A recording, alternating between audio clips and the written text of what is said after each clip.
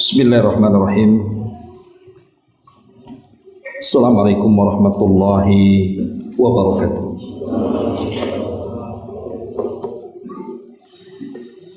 Alhamdulillah wassalatu wassalamu ala Rasulillah wa ala alihi wa sahbihi wa mawalah wa la hawla wa la quwata illa billahi wa ba'du. Alhamdulillah, segala puja dan puji hanya milik Allah subhanahu wa ta'ala. Salawat dan juga salam kita hadiahkan kepada Rasul kita Nabi besar Muhammad sallallahu alaihi wa ala alihi wasallam. Kita lanjutkan kembali kajian Kitab Tauhid dan kita masuk pada bab qaulullahi azza wa jalla, innama dzalikumus syaitanu yukhawwifu awliya'ahu fala takhafuhum wa khafuni in kuntum mu'minin.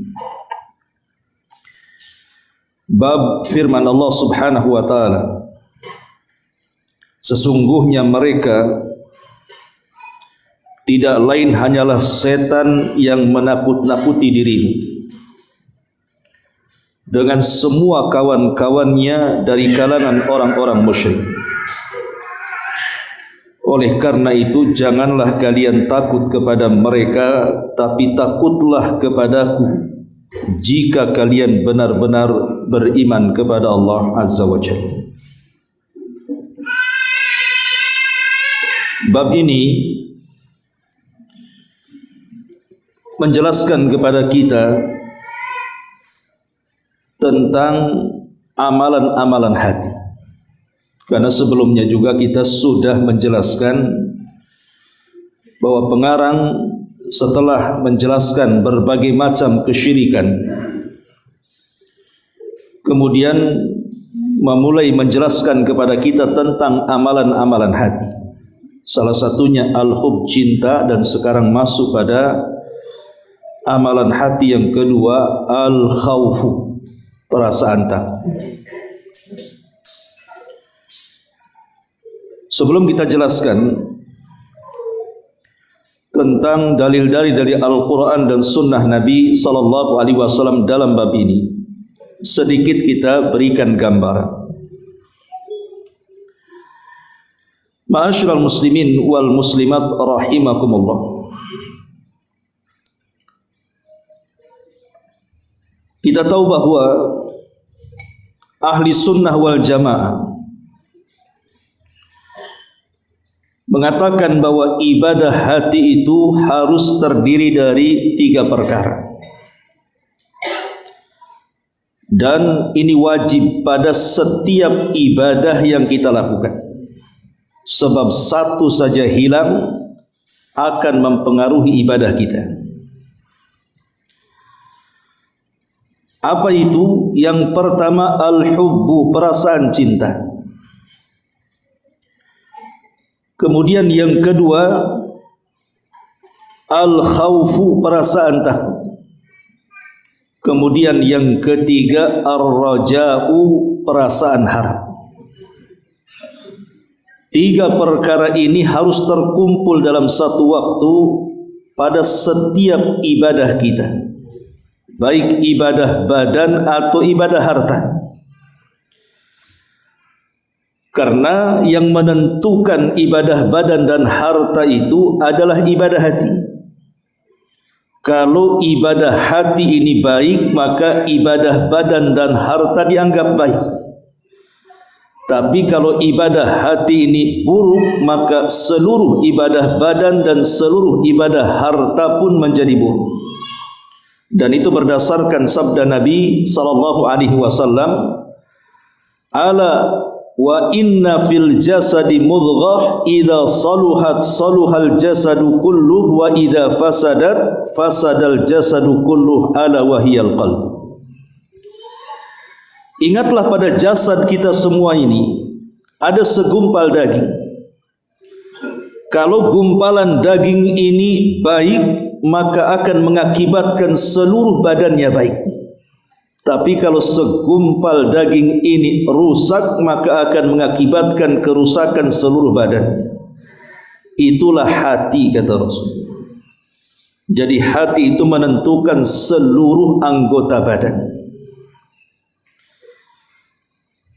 Syekhul Islam Ibn Taimiyah rahimahullahu ta'ala dalam kitabnya Majmu'ul Fatawa mengatakan, Man abadallaha bil hubbi wahdahu fahuwa zindikun, wa man abadahu bil khawfi wahdahu fahuwa haruriyun, wa man abadahu bir raja'i wahdahu fahuwa murji'un, wa man abadahu bil hubbi wal khawfi war raja'i fahuwa mu'minun muwahhidun. Kata Syekhul Islam Ibn Taimiyah menukilkan perkataan salaf. Beliau mengatakan, barang siapa yang menyembah Allah dengan perasaan cinta saja, maka dia akan menjadi zindik, munafik. Dan barang siapa yang hanya beribadah kepada Allah dengan menanamkan perasaan takut saja, maka dia akan menjadi khawarij. Dan barang siapa yang beribadah kepada Allah dengan mengharap saja, maka dia akan menjadi murji'ah. Tapi barang siapa yang menyembah Allah dengan cinta, takut dan harap, itulah seorang mukmin yang mentauhidkan Allah Subhanahu wa taala. Karena begini, ikhwatu fiddin, muliakan Allah Subhanahu wa taala, di masyarakat banyak ada orang-orang itu yang mencukupkan beribadah kepada Allah itu dengan menanamkan perasaan cinta saja.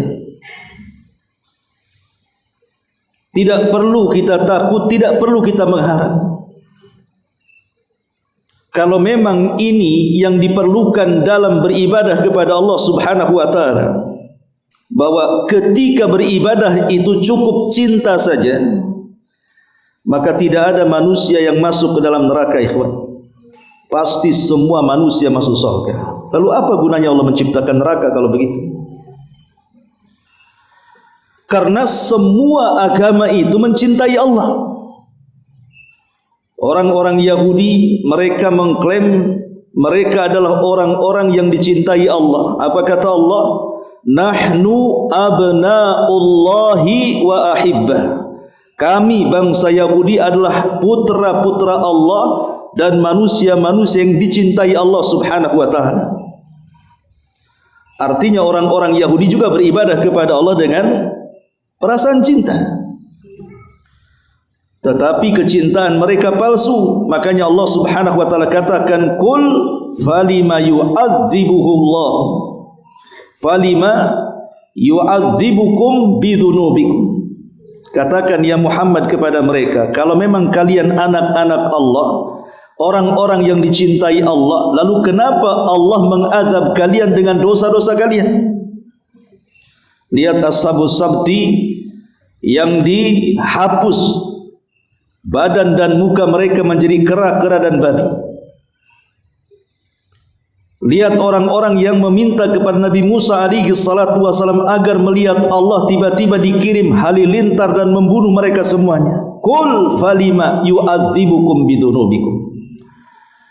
Kalau memang kalian putra-putra Allah, manusia-manusia yang dicintai Allah, kenapa Allah mengadab kalian? Berarti cinta kalian tidak benar. Kalau cinta kalian benar kepada Allah Subhanahu wa taala, tentu kalian tidak mungkin menghina Allah dengan mengatakan innallaha faqir wa nahnu aghniya. Allah itu fakir, kami yang kaya, katanya. Tetapi garis besarnya orang-orang Yahudi mengklaim mencintai Allah, walaupun cinta mereka palsu. Bahkan kalau kita lihat orang-orang Nasrani, mereka mengklaim bahwa agama yang dibawa Isa itu adalah dinul hub, agama yang penuh dengan cinta, dengan kasih. Makanya orang Nasrani selalu kan seperti itu, mengklaim agama yang dibawa oleh Isa itu adalah agama yang penuh dengan kasih. Artinya orang-orang Nasrani juga mencintai Allah, cuman kecintaan mereka hanya di lisan saja, karena mereka juga mencela Allah Subhanahu wa taala. dan mengatakan innallaha tsalitsu tsalatsa. Allah itu satu di antara tiga Tuhan. Bahkan mereka mengatakan wa qalatin nasara al-masih ibnullah. Orang Nasrani mengatakan Isa itu putra Allah. Bahkan yang lebih parah lagi, mereka mengatakan Isa itu adalah Allah Subhanahu wa taala. Tapi garis besarnya mereka mencintai Allah kan, menurut pengklaiman mereka. Ataupun orang-orang musyrik, ketika Allah Subhanahu wa taala berfirman dalam bab sebelumnya yang kita kaji, wa minan nasi man yattakhidhu min dunillahi andadan yuhibbunahum ka hubbillah. Dan di antara manusia ada yang mengambil tandingan-tandingan selain Allah. Mereka mencintai tandingan-tandingan itu seperti mereka mencintai Allah Subhanahu wa taala. Artinya satu waktu mereka mencintai Allah, di lain waktu mencintai tandingan-tandingannya. Tapi kan intinya mereka mencintai Allah. Artinya baik Yahudinya, baik Nasraninya, baik musyriknya, semua mencintai Allah. Tapi kenapa orang Yahudi, orang Nasrani, orang musyrik Allah masukkan ke dalam jahannam? Kata Nabi SAW, tidaklah Yahudi ataupun Nasrani yang mendengar kedatanganku kemudian tidak beriman denganku kecuali mereka akan menjadi penduduk jahannam. Dari sini kita tahu bahwa ibadah dengan cinta saja tidak cukup, itu maksudnya. Karena semua manusia juga mencintai Allah. Kalau itu dasarnya, maka tidak ada neraka, semua pasti masuk surga. Ma'asyiral muslimin yang dimuliakan Allah Azza wa Jalla, sehingga diperlukan bab yang kita akan kaji ini. Bukan hanya sekedar cinta, tanamkan juga takut.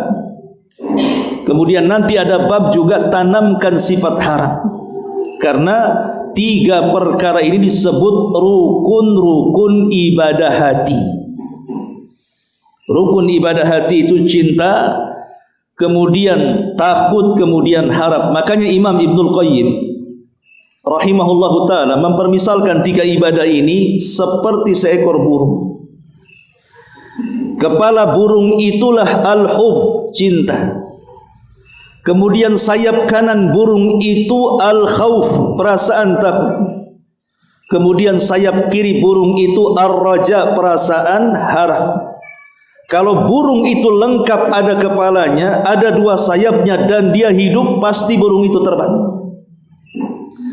Tapi kalau burung itu hanya ada sayapnya saja, walaupun lengkap dua-duanya, tapi tidak ada kepalanya, terbang burung itu? Burung tidak ada kepalanya? Nggak mungkin terbang, matilah burung tak ada kepala. Okelah ada kepalanya, dia hidup. Tetapi kalau seandainya ada luput dari kedua sayapnya, umpamanya dia takut ada tapi harap tidak ada, itu sama dengan terbang dengan satu sayap. Bisa terbang, burung satu sayap tidak akan terbang. Ataupun mungkin harapnya ada, takutnya tidak ada, sama juga, hanya sayap kiri saja, sayap kanan tak ada, tak bisa terbang juga. Tetapi kalau burung itu lengkap, ada kepalanya, ada kedua sayapnya, dan ada kehidupan padanya, maka burung itu terbang. Itulah ibadah hati. Kalau dalam ibadah itu ada perasaan cinta, ada perasaan takut, ada perasaan harap, maka antum akan merasakan kelezatan ibadah. Karena hanya dengan tiga perkara inilah, tidak usah lagi bertanya macam mana saya tidak bisa khusyuk, macam mana caranya khusyuk, macam mana caranya ingin lezat dalam ibadah. Cukup terapkan tiga ibadah hati ini, itu sebagai jawabannya. Ma'asyiral muslimin yang dimuliakan Allah Subhanahu wa ta'ala. Dan alamat yang paling jelas kalau kita memiliki sifat khauf, rasa takut kepada Allah Subhanahu wa ta'ala, adalah sur'atun ilallah. As-sur'atu ilallah, bersegera menuju Allah Subhanahu wa ta'ala. Karena ada hadis yang mengatakan man khafa adlaj wa man adlaj balagal manzil, ala inna sil'atallahi ghaliyah, ala inna sil'atallahi ghaliyah. Kata Nabi SAW, barang siapa yang takut maka dia akan mulai berjalan. Barang siapa yang takut maka dia akan segera berjalan di awal malam. Dan barang siapa yang berjalan di awal malam pasti akan sampai tujuan. Ketahuilah barang dagangan Allah itu mahal. Ketahuilah barang dagangan Allah itu mahal. Lihat bagaimana kata Rasul, barang siapa yang takut bersegera dia berjalan. Kalau takut diam saja. Pamannya antum yang takut hantu, lewat Tamiang sana, tidak ada jalan lain kecuali ke situ. Kalau kita diam saja, enggak mau lewat situ, sampai kira-kira ke tujuan? Ya enggak mungkin sampailah, diam saja kita. Kenapa enggak cepat jalan? Takut aku di situ katanya. Tapi kalau seandainya setakut-takutnya dia tetap berjalan. Bahkan biasanya orang takut itu jalannya akan lebih kencang dibandingkan jalan orang yang tidak takut kan. Kalau tidak takut nyantai saja, enggak takut, biasa saja dia jalan. Coba kalau takut, itu bisa terbirit-birit jalannya tuh. Karena semua disangka setan, pohon pisang setan, pohon nangka setan, takutlah dia, langsung pergi kan, pasti dia akan lari tuh. Lah kalau lari pasti akan sampai di tujuan. Artinya di sini kata Nabi SAW ingin mengatakan kepada kita bahwa di antara tanda kita ini takut kepada Allah adalah ketika kita bersegera menuju Allah Subhanahu wa taala. Ketika mendengar azan langsung ke masjid gitu. Ketika mendengar ayat-ayat sedekah langsung sedekah. Ketika mendengar ayat tentang keutamaan talabul ilmi langsung belajar, dan begitu seterusnya. Itulah alamat yang pertama, ciri orang itu takut kepada Allah. Kemudian ada alamat yang lebih tampak lagi, di mana orang itu dikatakan takut kepada Allah Subhanahu wa taala ketika dia dihadapkan dengan sebuah kemaksiatan. Di hadapannya ini ada maksiat nih. Nampaknya maksiat itu menggiurkan kehidupan dia. Boleh jadi mungkin di hadapannya ada seorang wanita yang mengajak berzina, ada botol yang mengajak untuk minuman keras, ada kartu-kartu yang mengajak kita untuk berjudi, dan begitu seterusnya. Kalau seandainya kita menghindar dari maksiat-maksiat itu, berarti adalah rasa takut dalam hati. Tapi kalau seandainya kita sambut maksiat itu, ada perempuan langsung berzina, ada khamar langsung diminum, main judi dan begitu seterusnya, dan dia nyaman dengan perkara itu, alamat hatinya tidak takut. Orang yang nyaman dengan maksiat berarti tidak ada takut dalam hatinya. Ma'asyiral muslimin yang dimuliakan Allah Subhanahu wa taala, makanya lihat di dalam Al-Qur'anul Karim kisah Nabi Yusuf alaihi salatu wassalam. Ketika Allah Subhanahu wa taala mengatakan wa rawadathu allati huwa fi baitiha an nafsi wa ghallaqatil abwab wa qalat haytalak qala ma'adallah innahu rabbi ahsana mathwaya innahu la yuflihu dhalimun wa laqad hammat bihi wa hamma biha laula an ra'a burhana rabbi kadzalika nasrifu anhu su' wal fasha innahu min ibadinal mukhlisin. Dan perempuan yang dia Yusuf tinggal di rumahnya sedang menggodanya. Perempuan ini adalah istri daripada Al-Aziz, dan disebut Al-Aziz itu biasanya orang hebat di Mesir. Kalau orang hebat, pejabat, orang Mesir menganggapnya sebagai Al-Aziz. Jadi wanita ini istri daripada Al-Aziz. Dan ada yang mengatakan dalam beberapa riwayat bahwa Al-Aziz ini tidak bisa memuaskan istrinya. Ada yang mengatakan impoten, ada yang mengatakan apa. Intinya dia tidak bisa melayani, sehingga nafsu istrinya kuat. Lah ketika melihat Yusuf yang ganteng itu, yang mewarisi separuh ketampanan Adam alaihi salatu wassalam, tertarik dia. Padahal itu anak angkatnya, sudah 10 tahun dirawatnya. Rupanya dari usia 10 tahun sekarang sudah usia 20 tahun, nampaklah ganteng Nabi Yusuf itu. Dan tidak ada manusia seganteng itu kala itu. Yang kedua, dia tidak memiliki kepuasan dengan suaminya. Bagaimana tidak suka dan cinta dengan Yusuf? Makanya dari sini Allah mengatakan, dan perempuan yang dia Yusuf tinggal di rumahnya mulai menggoda dirinya. Lalu dia menutup pintu-pintunya, jendela-jendelanya, seraya berkata, "Hai talak, kemarilah wahai Yusuf, mari berzinah denganku." Subhanallah ikhwatu fiddin, godaan Nabi Yusuf ini dengan tawaran wanita itu besar. Pertama, Nabi Yusuf itu masih muda, 20 tahun, itu syahwat lagi gede-gedenya. Yang kedua, Nabi Yusuf itu seorang budak. Kemudian dia seorang musafir, jauh dari kampung halamannya. Biasanya orang yang jauh dari kampung halaman lebih mudah maksiat dibandingkan di kampung halamannya.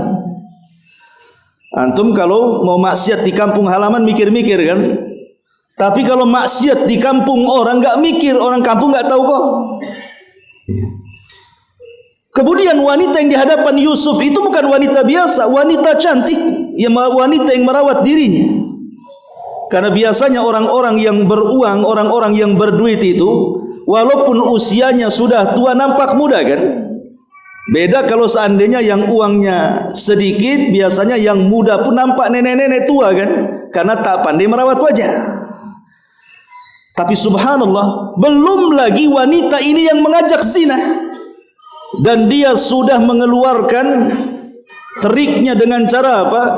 Dia sudah membuka auratnya, dia sudah tutup pintunya, dia sudah tutup jendelanya, tidak ada manusia di situ. Kira-kira nih, kalau posisi antum sebagai Nabi Yusuf, ambil nggak tuh tawaran? Hah? Nggak mungkin nggak diambil kayak antum. Pasti diambil.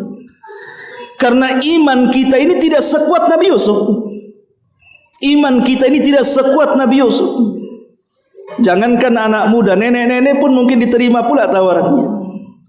Tapi iman Nabi Yusuf alaihi salatu wassalam memang iman yang kokoh dan menggunung dalam hatinya. Sehingga Allah katakan di sini, dan sungguh perempuan itu telah berhasrat kepada Yusuf. Telah berhasrat.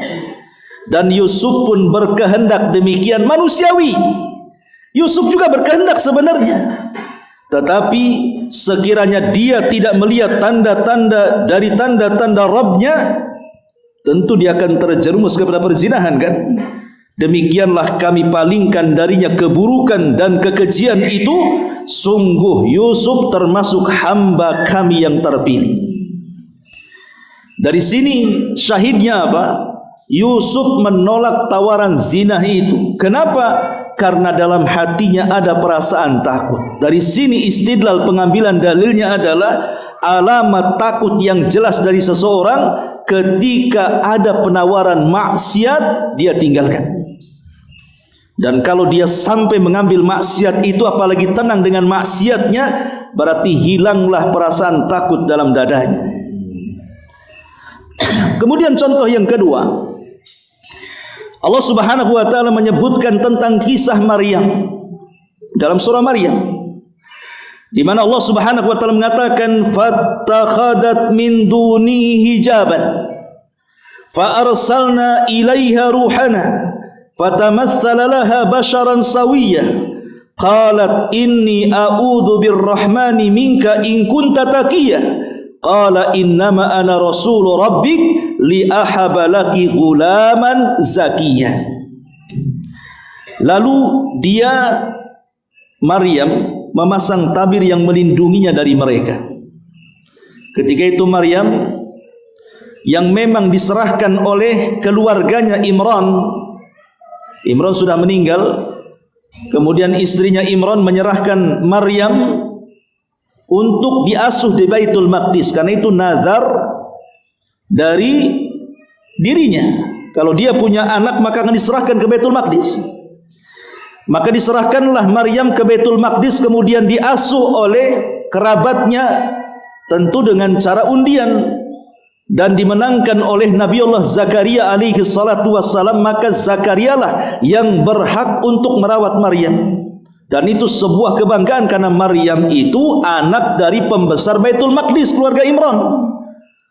Sampai agungnya keluarga ini, sampai kita kenal dalam Quran itu namanya Suratu Al-Imran, surah keluarga Imran, keluarga Maryam bintu Imran.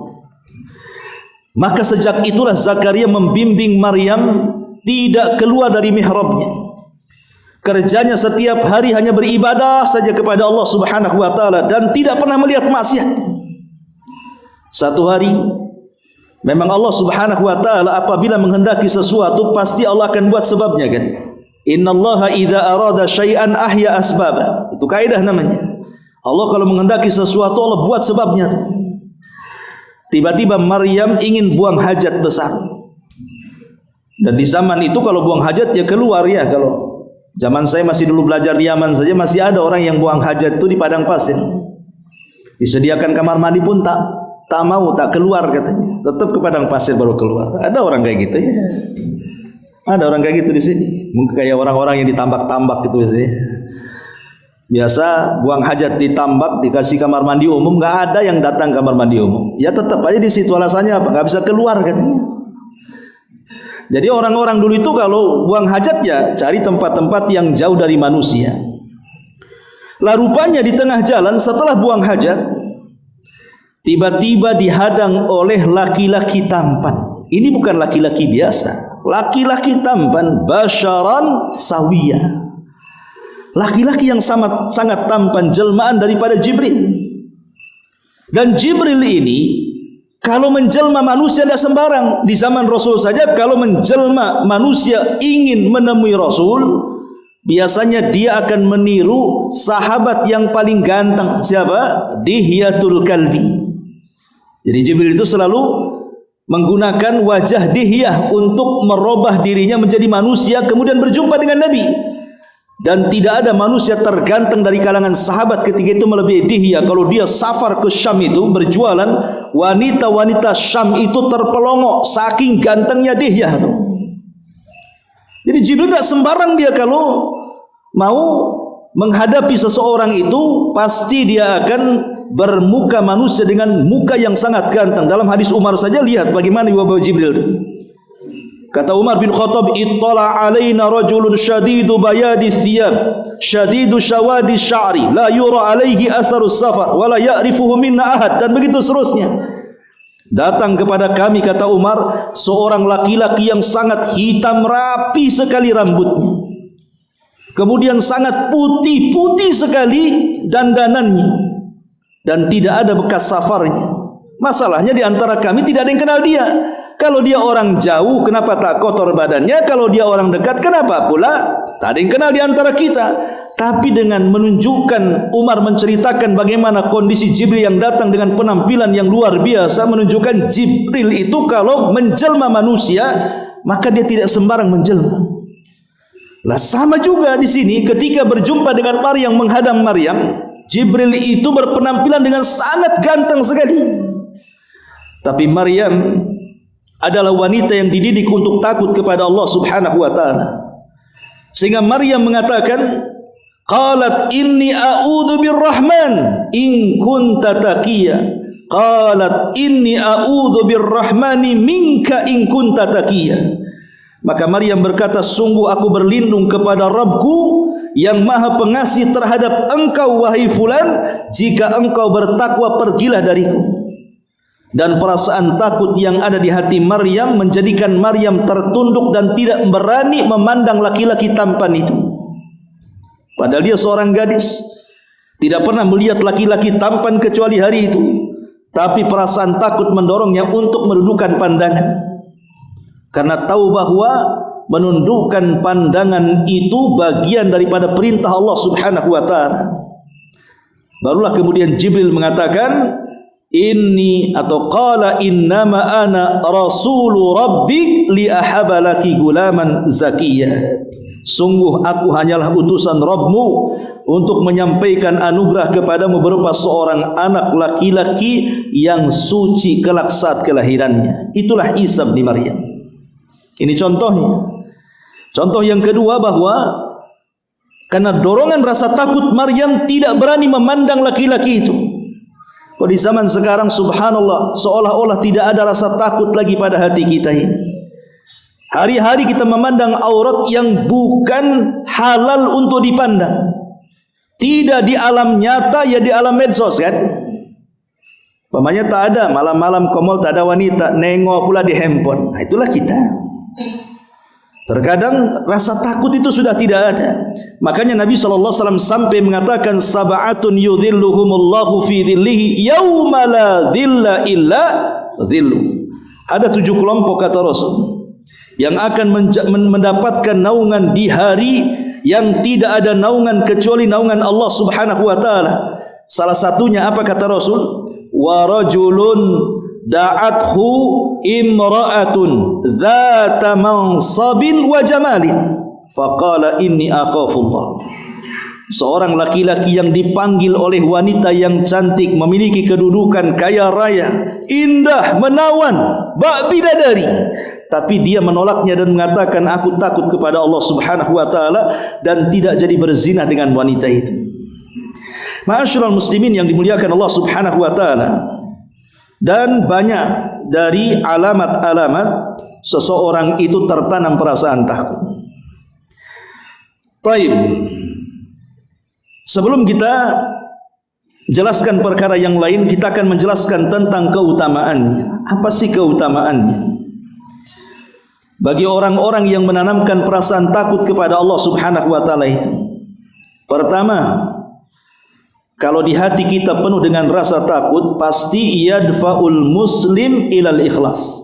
Pasti akan lebih mengundang seorang muslim kepada keikhlasan dalam ibadah.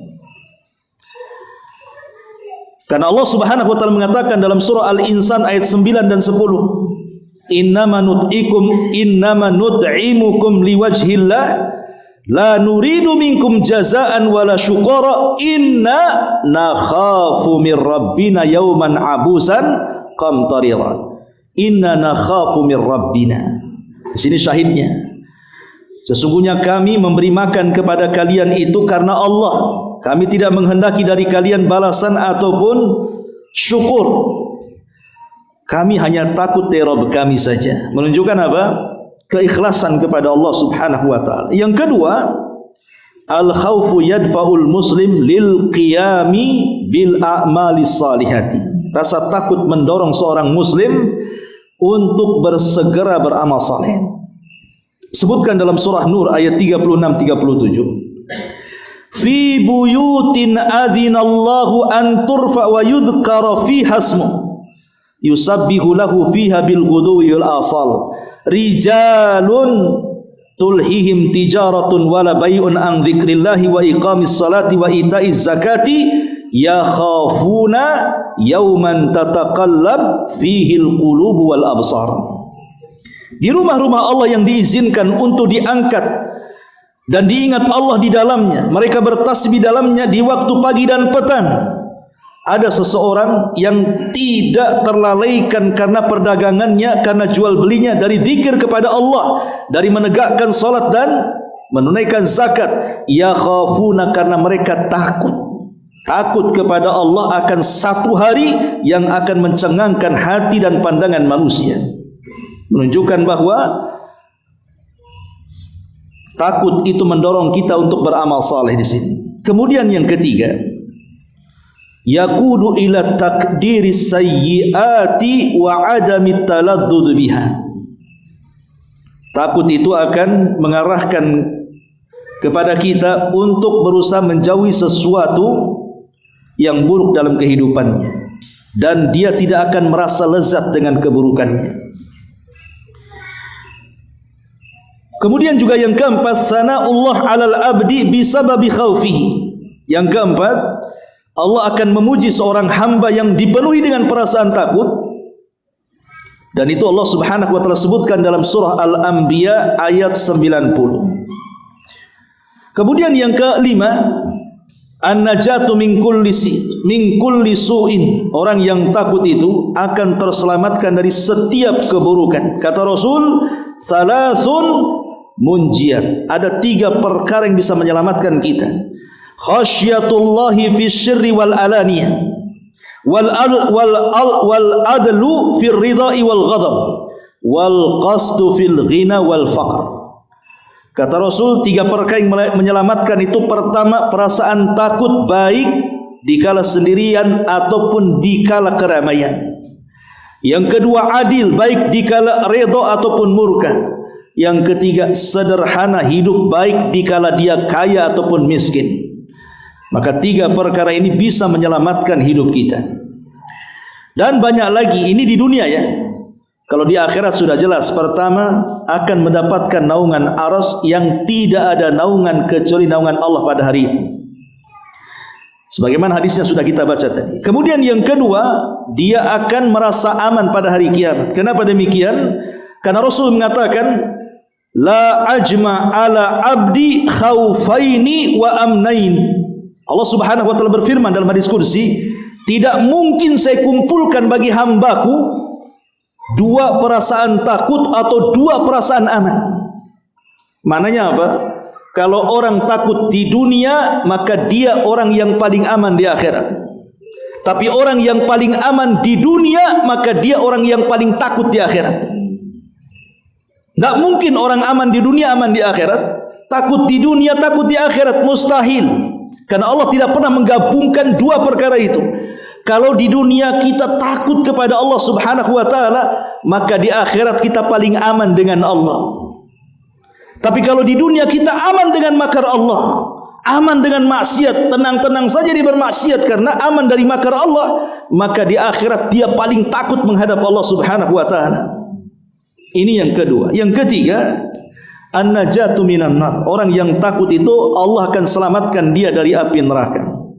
Kata Nabi SAW, la yalijun nar rajulun bakat min khasyatillah hatta ya'udal labanu fi darai.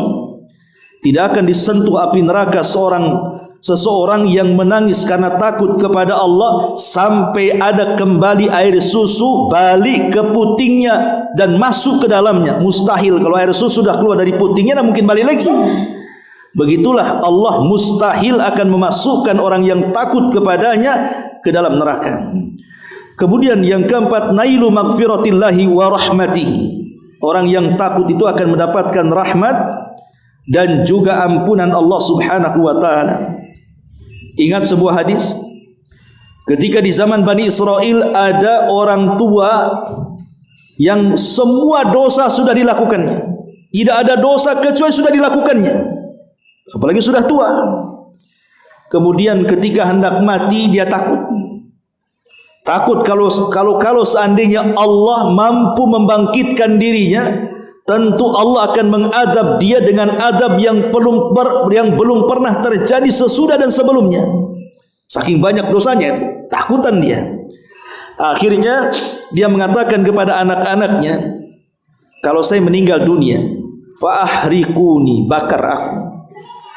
Kalau sudah jadi abu, maka abu ini sebarlah di semua air lautan dan sungai-sungai di dunia. La in qadirallah, kata dia, kalau Allah sanggup membangkitkan aku, la yu'adzibani bi'adzabin la yu'adzibu ahadun minal alamin, maka tentu Allah akan mengadab diriku di mana tidak ada seseorang pun diadab seperti azabku, katanya. Dia tidak sadar bahwa Allah itu ala kulli syai'in qadir. Setelah dia mati, kemudian anak-anaknya membakar dia, kemudian abunya disebar di semua sungai dan lautan. Tiba-tiba Allah Subhanahu wa taala betul-betul membangkitkan dirinya, mengembalikan semua abu-abu itu, kemudian menjelma kembali dan dihadapkan di hadapan Allah.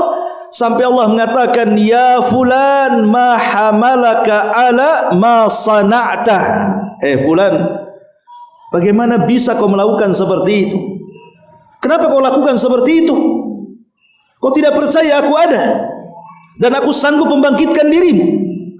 Maka orang ini mengatakan, tidak ya Rabb, aku yakin kau ada, aku yakin kau sanggup membangkitkan dirimu, tapi perasaan takut yang menjadikan aku seperti itu, katanya. Kemudian Allah mengatakan, betul, karena perasaan takut Allah tahu, cuma Allah mengetes saja. Betul, dia mengatakan dia. Maka Allah mengatakan, khaufuka adkhaltukal jannah. Rasa takutmu menjadikan ku masukkan kau ke dalam surga. Ma'asyiral muslimin yang dimuliakan Allah Azza wa Jalla. Kemudian juga di antara keutamaan takut adalah nailur ridallahi azza wa Jalla. Dia akan mendapatkan ridha Allah Subhanahu wa taala sebagaimana dalam surah Al-Baqarah ayat 8, radhiyallahu anhum wa radu an dzalika liman khasyiya rabbah. Allah redha tentang mereka dan mereka pun redha kepada Allah. Bagi siapa yang Allah redai? Liman khasyiya rabbah, bagi orang yang takut kepada Rabbnya. Dan ingat, berbahagialah kalau mendapatkan redha Allah Subhanahu wa taala. Karena redha itu lawan daripada murka. Artinya kalau kita mendapatkan redha berarti kita dijauhkan dari murka. Kalau kita dijauhkan dari murka artinya didekatkan dengan surga. Tapi kalau kita tidak mendapatkan keridhaan berarti didekatkan dengan murka. Kalau sudah didekatkan dengan murka artinya didekatkan dengan neraka.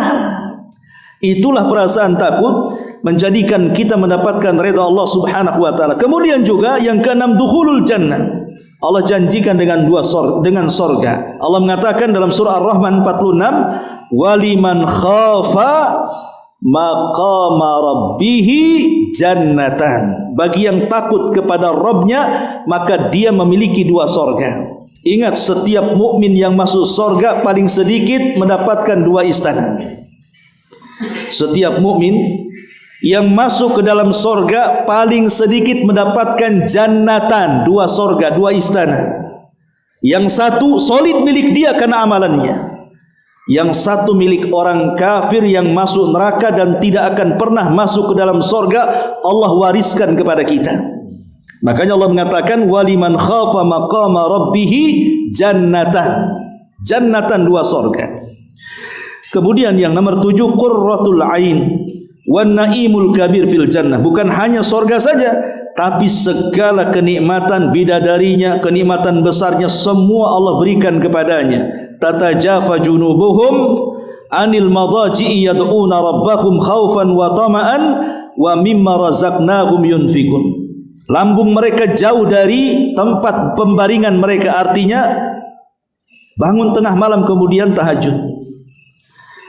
Yad'una rabbahum, mereka berdoa kepada Allah dalam posisi khaufan takut, wa tama'an harap, wa mimma razaqnahum yunfikun, dan terhadap apa yang kami rizkikan mereka infakkan. Di sini syahidnya, fala ta'lamu nafsun ma ukhfiya lahum min qurrati a'yun jazaa'an bima kanu ya'malun. Maka jiwa tidak ada yang tahu seberapa indahnya bidadari itu, dan itu sebagai balasan apa yang mereka telah kerjakan. Dan banyak lagi tentang keutamaan takut itu.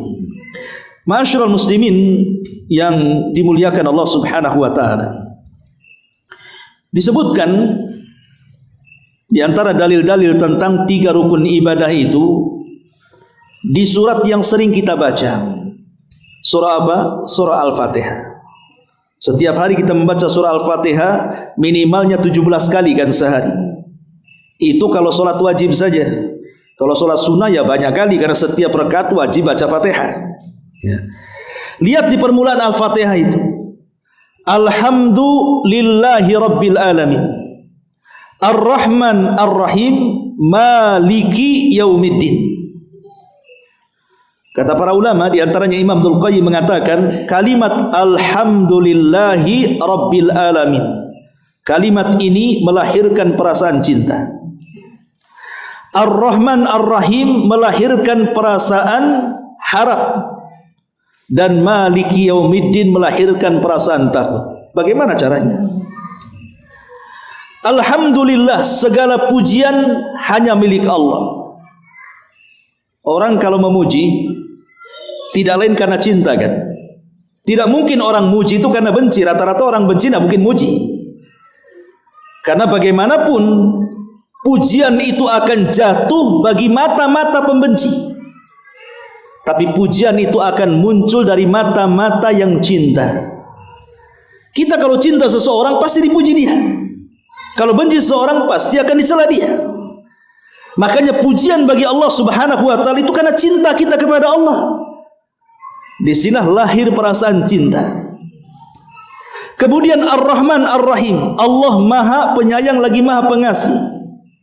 Ar-Rahman itu rahmat yang meliputi mukmin dan kafir. Ar-Rahim, rahmat yang meliputi bagi orang-orang yang beriman saja. Ketika Allah Subhanahu wa taala menyebutkan 2 kata rahmat dengan 2 nama yang berbeda, Ar-Rahman nama Allah, Ar-Rahim nama Allah, tapi sifatnya sama, rahmat, kasih sayang.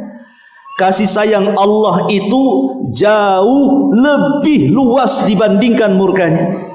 Makanya Allah sendiri mengatakan dalam hadis kursi, inna rahmati wasi'at ghadabi. Sesungguhnya rahmatku meliputi kemurkaanku. Makanya kenapa Allah buat pintu sorga itu 8, pintu neraka itu 7. Kenapa enggak disamakan saja pintu neraka 7, pintu sorga 7? Kenapa pintu sorga ditambah 1 jadi 8 pintu?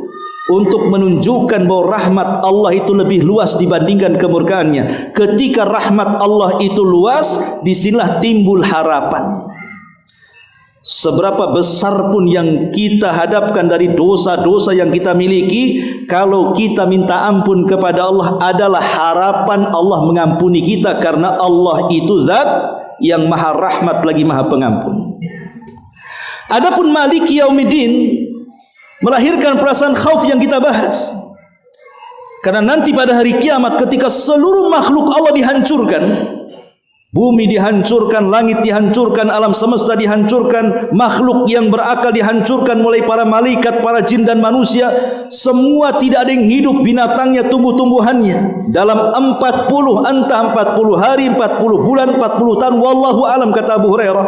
Tapi dalam angka 40 itu terjadi kehancuran yang luar biasa. Itulah yang disebut dengan nihayatul alam, akhir dari seluruh alam semesta. Ketika semua sudah hancur, maka Allah Subhanahu wa taala akan berdiri sendirian. Kemudian akan mengatakan, limanil mulkul yaum, limanil mulkul yaum. Kalian sudah tahu kekuasaan ini milik siapa? Kalian sudah tahu kekuasaan ini milik siapa? Ya, tidak ada yang jawab, semua sudah mati. Malaikat sudah mati, jin sudah mati, manusia sudah mati. Maka Allah jawab sendiri, lillahil wahidil qahar. Kekuasaan ini milik zat yang satu, yang esa, yang bisa melakukan segalanya. Disitulah lahir perasaan takut. Maliki Yaumiddin, dialah raja di hari ketika manusia dibalas oleh Allah dan dibangkitkan di hadapan Allah Subhanahu wa taala. Lahir perasaan takut. Jadi kalau kita sedang membaca permulaan Al-Fatihah, mestinya kita merenungkan, tanamkan dalam solat kita perasaan cinta, tanamkan dalam solat kita perasaan harap, dan tanamkan dalam solat kita perasaan takut. Maka akan merasakan lezatlah solat itu. Subhanallah bihamdika, asyhadu an la ilaha illa anta, astaghfiruka wa atubu ilaik. Allahu ta'ala alam. Assalamualaikum warahmatullahi wabarakatuh.